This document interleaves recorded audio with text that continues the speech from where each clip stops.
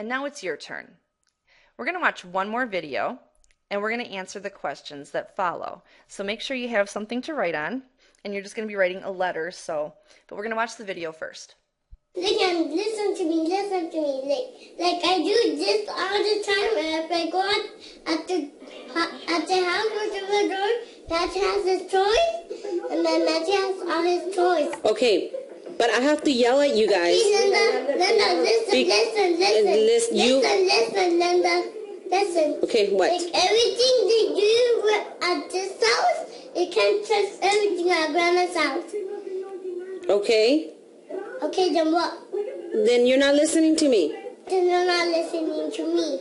I asked you not to do something. Linda, but listen to me. Look at, if we do something, if you get that bird thing off, you're gonna break it.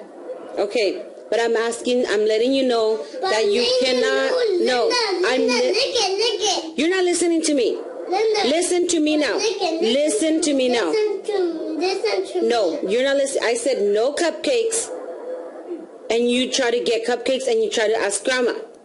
Linda, didn't you? Linda, lick it. If we do something right out this, if we get close, you can't even get them. You're gonna burn your butt. What's gonna burn your butt? You and Kevin don't listen, so I have to give both of you guys pop-pows in your butt. But Linda, Grandpa's gonna give you peppers in the butt. No, he's not. Yeah. I have to. You don't want me to hit Kevin, or you don't want me to spank you? No. Why? Because anybody wants to spank me. Then I have to spank Kevin. But he's my little pop-box. He's your little pop-ups, but he doesn't listen. But Linda, honey, look at this.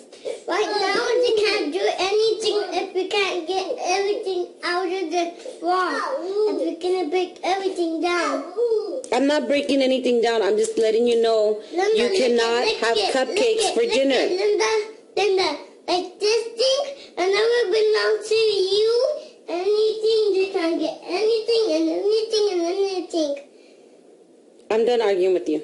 I'm not arguing with you. You need to listen to the things that I say because I'm the mom and I'm the adult. Listen to me. All the time they get them this thing,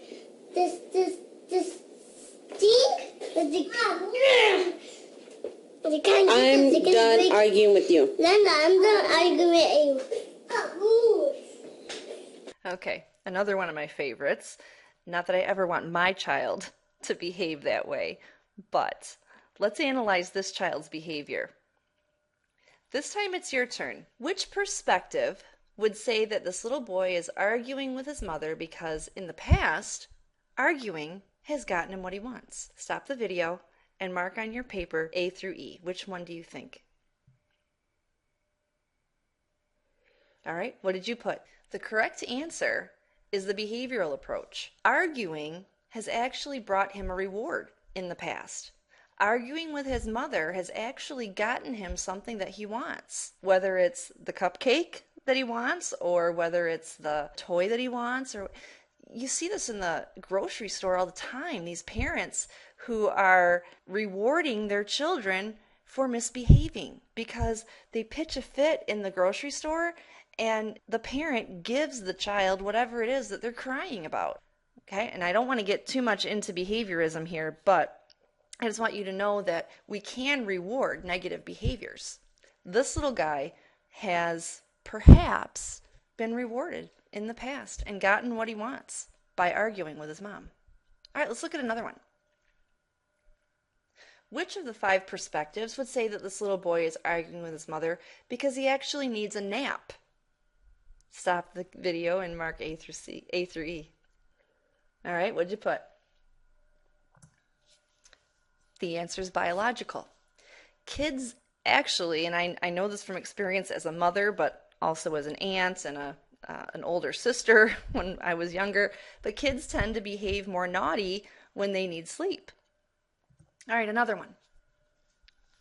Which perspective would say that the little boy is arguing with his mother because he believes that he is her equal? Look back through your notes and see which one of these is the correct answer. Did you mark cognitive? Obviously, if this is his belief, his belief system is flawed, but the cognitive perspective would say that he has an irrational belief, and that causes him then to argue with his mother because he believes he can.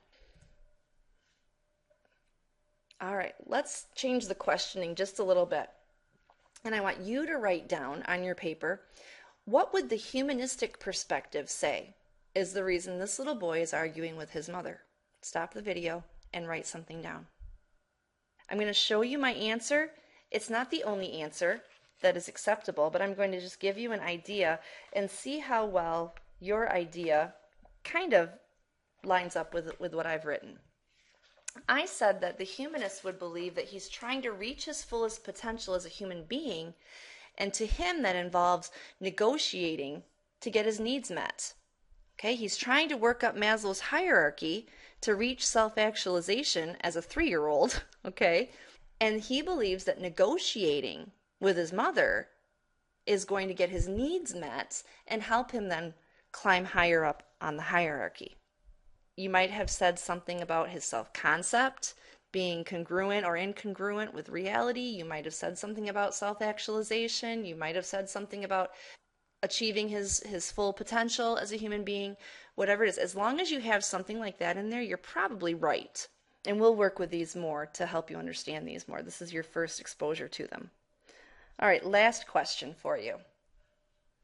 What would the psychodynamic perspective say is the reason the little boy's arguing with his mother? Now remember, I said when you're dealing with psychodynamic, you've got to often use your imagination. So go ahead, stop the video and write something down as an idea about why the child's doing what he's doing according to the psychodynamics. Once again, your answer does not have to match up 100% with mine, but you do need to have something about the unconscious mind. So I just said simply, perhaps he's often ignored by adults and has an unconscious need to be heard. So he's going to continually talk and talk and talk until someone actually acknowledges his desire, okay, because he's often ignored. And his need isn't in his conscious mind. He doesn't realize that he needs this, but unconsciously it's there and it drives his behavior. These are the media sources that I used, but more than anything, if you have questions at this point, okay, if something wasn't clear to you or if it continues to not be clear as you continue to work through the lessons, I want you to email me, or I want for you to meet with me during my virtual office hours, or I want for you to post a question in the Unit 1 Q&A forum.